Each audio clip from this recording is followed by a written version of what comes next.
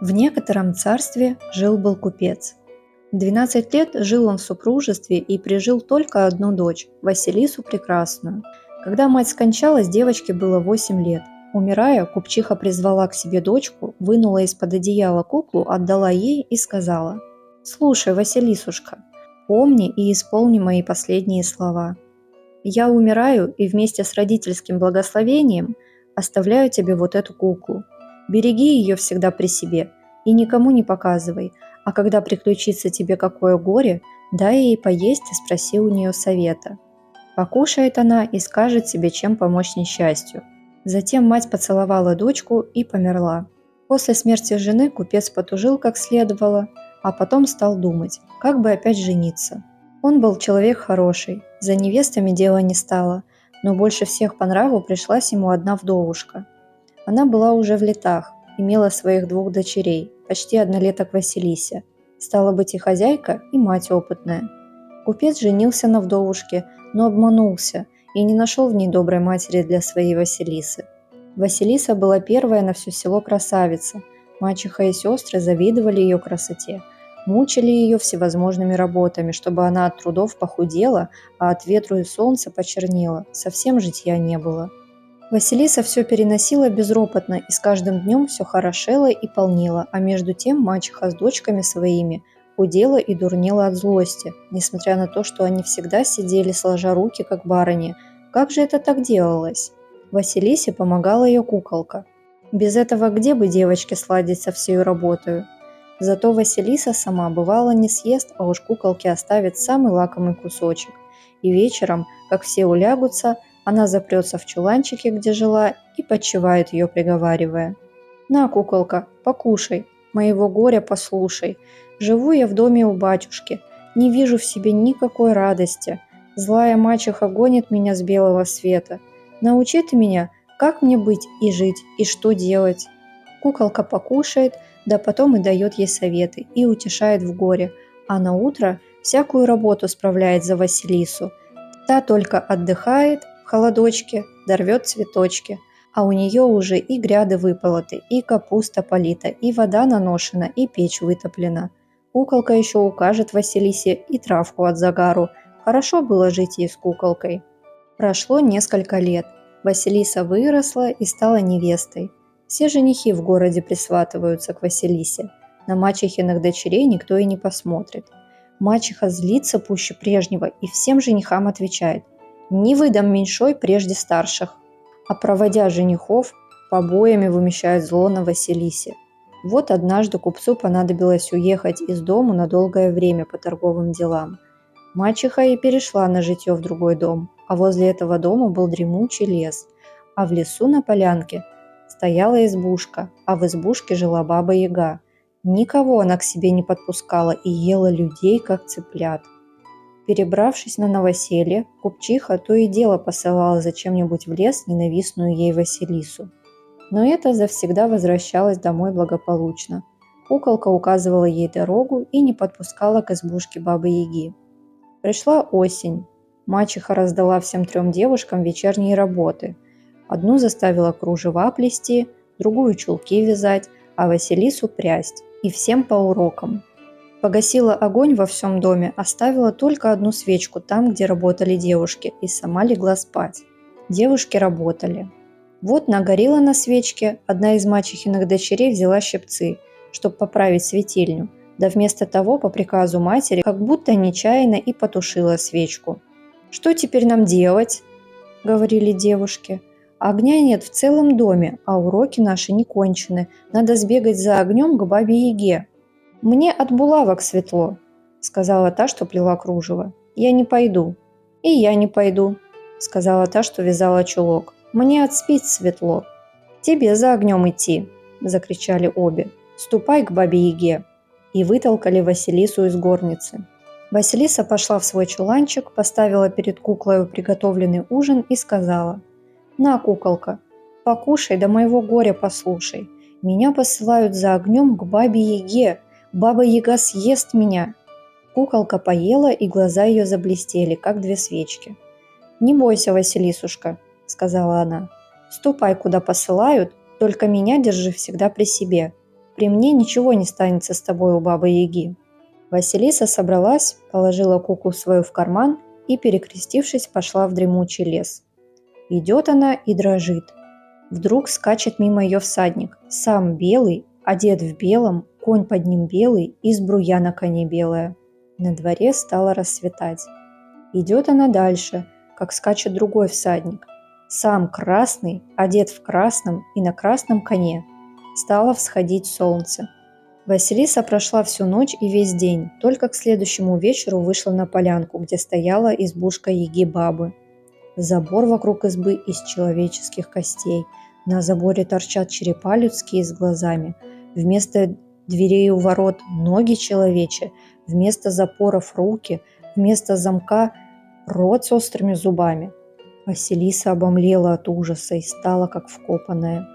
Вдруг едет опять всадник, сам черный, одет во всем черном и на черном коне. Подскакал к воротам Бабы-Яги и исчез, как сквозь землю провалился. Настала ночь. Но темнота продолжалась недолго. У всех черепов на заборе засветились глаза, и на всей поляне стало светло, как среди дня. Василиса дрожала со страху, но, не зная, куда бежать, оставалась на месте. Скоро послышался в лесу страшный шум. Деревья трещали, сухие листья хрустели. Выехала из лесу Баба-Яга. В ступе едет, пестом погоняет, помелом след заметает. Подъехала к воротам, остановилась и, обнюхав вокруг себя, закричала: «Фу, фу! Русским духом пахнет! Кто здесь?» Василиса подошла к старухе со страхом и, низко поклонясь, сказала: «Это я, бабушка. Мачехины дочери прислали меня за огнем к тебе». «Хорошо», — сказала Баба-Яга, — «знаю я их. Поживи ты наперед, да поработай у меня, тогда и дам тебе огня, а коли нет, так я тебя съем». Потом обратилась к воротам и вскрикнула: «Эй, запоры мои крепкие, отомкнитесь, ворота мои широкие, отворитесь». Ворота отворились, а Баба-Яга въехала, посвистывая. За нею вошла Василиса, а потом опять все заперлось. Войдя в горницу, Баба-Яга растянулась и говорит Василисе: «Подавай-ка сюда, что там есть в печи? Я есть хочу». Василиса зажгла лучину от тех черепов, что на заборе, и начала таскать из печки да подавать Яге кушанье. А кушанье настряпано было человек на 10. Из погреба принесла она квасу, меду, пива и вина. Все съела, все выпила старуха. Василисе оставила только щец немножко, краюшку хлеба да кусочек поросятины. Стала Яга-баба спать ложиться и говорит: «Когда завтра я уеду, ты смотри, двор вычисти, избу вымети, обед состряпай, белье приготовь, да пойди в закром, возьми четверть пшеницы и очисти ее от чернушки. Да чтоб все было сделано, а не то я тебя съем». После такого наказу Баба-Яга захрапела, а Василиса поставила старухины объедки перед куклою, залилась слезами и говорила: «На, куколка, покушай, моего горя послушай. Тяжелую дала мне Яга работу и грозится съесть меня, коли всего не исполню. Помоги мне». Кукла ответила: «Не бойся, Василиса прекрасная, поужинай, помолись да спать ложись. Утро мудренее вечера». Ранешенько проснулась Василиса, а Баба-Яга уже встала. Выглянула в окно, у черепов глаза потухают. Вот мелькнул белый всадник, и совсем рассвело. Баба-Яга вышла на двор, свистнула, перед ней появилась ступа с пестом и помелом. Промелькнул красный всадник, зашло солнце. Баба-Яга села в ступу и выехала со двора. Пестом погоняет, помелом след заметает. Осталась Василиса одна. Осмотрела дом Бабы-Яги, подивилась изобилию во всем и остановилась в раздумье, за какую работу ей прежде всего приняться. Глядит, а вся работа уже сделана. Куколка выбирала из пшеницы последние зерна чернушки. «Ах ты, избавительница моя!» – сказала Василиса куколке. «Ты от беды меня спасла!» «Тебе осталось только обед состряпать», – отвечала куколка, влезая в карман Василисы. «Состряпай с Богом, да и отдыхай на здоровье». К вечеру Василиса собрала на стол и ждет Бабу-Ягу. Начало смеркаться. Мелькнул за воротами черный всадник, и совсем стемнело. только светились глаза у черепов. Затрещали деревья, захрустели листья. Едет Баба-Яга. Василиса встретила ее. «Все ли сделано?» – спрашивает Яга. «Изволь посмотреть сама, бабушка», – молвилась Василиса. Баба-Яга все осмотрела, подосадовала, что не за что рассердиться, и сказала: «Ну хорошо». Потом крикнула: «Верные мои слуги, сердечные други, смелите мою пшеницу». Явились 3 пары рук, схватили пшеницу и унесли вон из глаз. Баба-Яга наелась, стала ложиться спать и опять дала приказ Василисе: «Завтра сделай ты то же, что и нынче, да сверх того возьми из закрома мак, да очисти его от земли по зернышку. Вишь, кто-то по злобе земли в него намешал», — сказала старуха, повернулась к стене и захрапела, а Василиса принялась кормить свою куколку. Куколка поела и сказала ей по-вчерашнему: «Молись Богу, да ложись спать. Утро вечера мудренее. Все будет сделано, Василисушка». Наутро Баба-Яга опять уехала в ступе со двора, а Василиса с куколкой всю работу тотчас исправили. Старуха воротилась, оглядела все и крикнула: «Верные мои слуги, сердечные други, выжмите из маку масло». Явились 3 пары рук, схватили мак и унесли из глаз. Баба-Яга села обедать, она ест, а Василиса стоит молча. «Что ж ты ничего не говоришь со мною?» – сказала Баба-Яга. «Стоишь, как немая». «Не смело», – отвечала Василиса. «А если позволишь, то мне хотелось бы спросить тебя кое о чем». «Спрашивай, только не всякий вопрос к добру ведет. Много будешь знать, скоро состаришься». «Я хочу спросить тебя, бабушка, только о том, что видела, когда я шла к тебе. Меня обогнал всадник на белом коне, сам белый и в белой одежде. Кто он такой?» «Это день мой ясный», – отвечала Баба-Яга. «Потом обогнал меня другой всадник на красном коне, сам красный и весь в красном одет. Это кто такой?» «Это мое солнышко красное», – отвечала Баба-Яга. «А что значит черный всадник, который обогнал меня у самых твоих ворот, бабушка?» «Это ночь моя темная, все мои слуги верные». Василиса вспомнила о 3 парах рук и молчала. «Что ж ты еще не спрашиваешь?» – молвила Баба-Яга. «Будет с меня и этого. Сама ж ты, бабушка, сказала, что много узнаешь, состаришься». «Хорошо», – сказала Баба-Яга, – «что ты спрашиваешь только о том, что видела за двором, а не во дворе. Я не люблю, чтобы у меня ссор из избы выносили, и слишком любопытных ем. Теперь я тебя спрошу, как успеваешь ты исполнять работу, которую я задаю тебе?» «Мне помогает благословение моей матери», – отвечала Василиса. «Так вот что!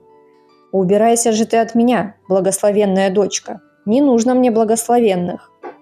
Вытащила она Василису из горницы и вытолкала за ворота, сняла с забора 1 череп с горящими глазами и, наткнув на палку, отдала ей и сказала: «Вот тебе огонь для мачехиных дочек, возьми его. Они ведь за этим тебя сюда присылали». Бегом пустилась Василиса при свете черепа, который погас только с наступлением утра, и, наконец, к вечеру другого дня добралась до своего дома. Подходя к воротам, она хотела было бросить череп. «Верно, дома, — думает себе, — уж больше в огне не нуждаются». Но вдруг послышался глухой голос из черепа: «Не бросай меня, неси к мачехе». Она взглянула на дом мачехи и, не видя ни в одном окне огонька, решилась идти туда с черепом. Впервые встретили ее ласково и рассказали, что с той поры, как она ушла, у них не было в доме огня. Сами высечь никак не могли, а который огонь приносили от соседей, тот погасал, как только входили с ним в горницу. «Авось твой огонь будет держаться», — сказала мачеха. Внесли череп в горницу, а глаза из черепа так и глядят на мачеху и ее дочерей, так и жгут. Те было прятаться, но куда ни бросятся, глаза всюду за ними так и следуют. К утру совсем сожгло их в уголь, одной Василисы не тронуло. Поутру Василиса зарыла череп в землю, заперла дом на замок, пошла в город и попросилась на житье к одной безродной старушке. Живет себе и поджидает отца. Вот как-то говорит она старушке: «Скучно мне сидеть без дела, бабушка. Сходи, купи мне льну самого лучшего, я хоть прясть буду». Старушка купила льну хорошего, Василиса села за дело. Работа так и горит у нее, и пряжа выходит ровная да тонкая, как волосок. Набралось пряжи много, пора бы и за тканье приниматься. Да таких берд не найдут, чтобы годились на Василисину пряжу. Никто не берется и сделать-то.